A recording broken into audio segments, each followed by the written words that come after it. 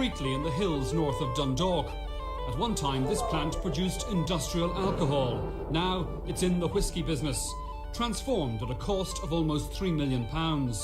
If all goes as planned, the whisky produced here will be ready for sale within 3 years, not only in Ireland, but abroad as well. And the man behind the project, John Teeling, possesses the confidence and enthusiasm of a true believer.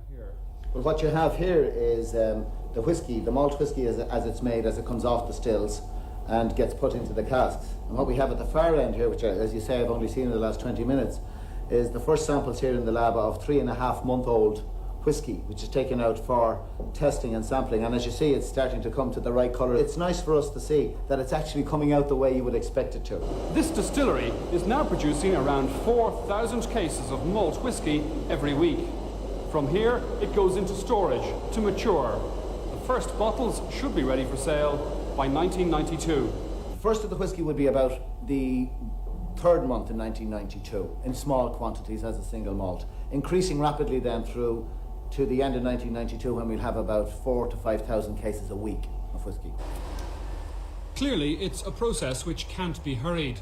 The whisky is matured for at least 3 years in these specially prepared oak casks.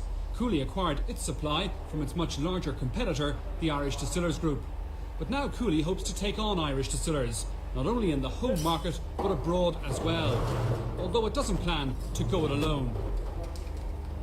If you accept the fact that it does cost $50 to $100 million to develop a brand, it becomes very clear that we'll have to do it by joint venture. There's no possibility that a small Irish company can compete worldwide with the likes of Grand Met or Pernod or Allied Lions, and we wouldn't try.